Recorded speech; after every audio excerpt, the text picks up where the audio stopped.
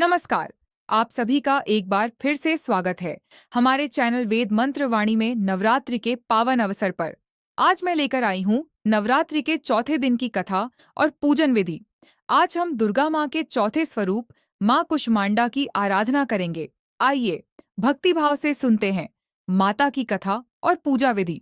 प्राचीन काल की बात है, जब कुछ भी नहीं था, न सूर्य, न चंद्रमा, न आकाश, न पृथ्वी, केवल चारों ओर अंधकार और शून्यता थी। उस समय केवल एक आदि शक्ति ही विद्यमान थी। उस समय न कोई दिशा थी, न आकाश, न पृथ्वी, न कोई जीव जंतु और न ही कोई गति। उस समय केवल जो शक्ति विद्यमान थी वो थी आदि शक्ति माँ दुर्गा।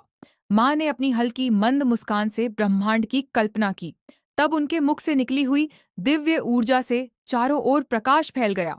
उसी प्रकाश से सूर्य, ग्रह, नक्षत्र, आकाश, पृथ्वी और जीवों की उत्पत्ति हुई। इसी कारण इन्हें कुष्मांडा कहा गया, जिसमें कु का मतलब होता है छोटा, ऊष्मा यानी ऊर्जा और ताप, अंड का मतलब होता है ब्रह्मांड, यानी माता ने अपनी सूक्ष्म मुस्कान और ऊर्जा से इस ब्रह्मांड रूपी अंड का निर्माण किया। माँ कुष्मांडा की 8 भुजाएं हैं, इसीलिए इन्हें अष्टभुजा देवी भी कहा जाता है। इनके हाथों में अमृत कलश, गधा, धनुष, बाण, चक्र, कमल, माला और कमंडल सुशोभित रहते हैं। माता का वाहन सिंह है। माँ कुष्मांडा ने समस्त सृष्टि के छोटे से विशाल ब्रह्मांडीय अंड को जन्म दिया। ये समस्त ऊर्जा, समस्त प्रकाश, समस्त गर्मी और समस्त जीवन का स्रोत है। इन्हें मुस्कुराती हुई माता भी कहा जाता है। इन्हें बस मुस्कुराना होता है। बाद में इन्होंने समस्त ब्रह्मांड की रचना की और अपनी शक्ति को सूर्य के मंडल में स्थापित किया, जिससे ब्रह्मांड को प्रकाश और ऊष्मा प्रदान करने के लिए सूर्य को शक्ति प्राप्त हुई। प्रकाश की स्रोत के रूप में माँ कुष्मांडा को सूर्य देव भगवान सूर्य का मार्गदर्शन करने वाली कहा जाता है।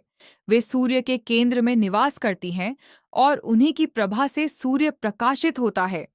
माता की पूजा के लिए नवरात्रि के चौथे दिन प्रातःकाल स्नान करके स्वच्छ वस्त्र धारण करें। स्त्रियां लाल, पीला या नारंगी वस्त्र पहन सकती हैं। पुरुष पीले या सफेद वस्त्र पहन सकते हैं। स्वच्छ आसन पर बैठकर संकल्प करें कि हे मां कुष्मांडा, मैं आज आपकी पूजा विधिवत करूंगी और मुझ पर कृपा करें। इसके बाद मां की प्रतिमा या चित्र के सामने कलश को स्थापित करें। दीपक और धूप जलाएं। रोली, अक्षत, मौली और पुष्प अर्पित करें। माता को विशेषतः गेंदे या कमल के फूल प्रिय हैं। भोग के लिए माँ को कद्दू, जिसे कुमड़ा कहते हैं, उसे अर्पित करें।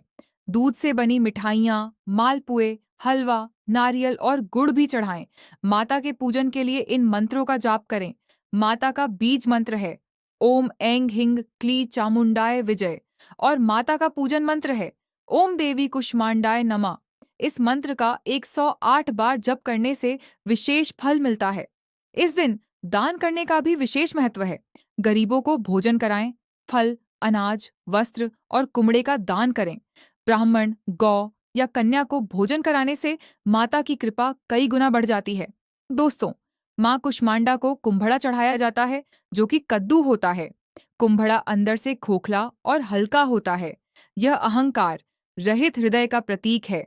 इसमें अनेक बीज होते हैं, जो कि संपन्नता और सृष्टि की वृद्धि का प्रतीक है।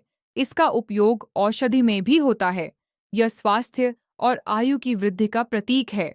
इसलिए जब भक्त माता को कुमड़ा अर्पित करते हैं तो उसका अर्थ है, हे माँ, जैसे ये कुमड़ा खोखला है, वैसे ही हम भी अपना अहंकार शून्य करके आपको अर्पित कर रहे हैं। हमारी जीवन ऊर्जा आपकी ही देन है।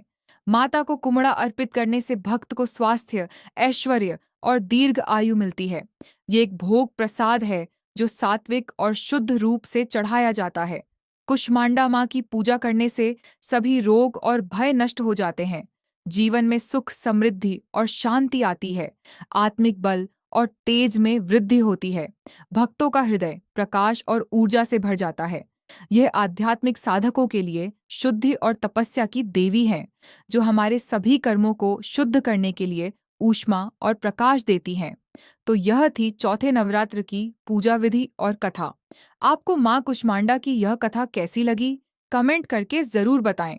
कथा अच्छी लगी हो तो वीडियो को लाइक जरूर करें और मेरे चैनल को सब्सक्राइब करना ना भूलें। एल धन्यवाद।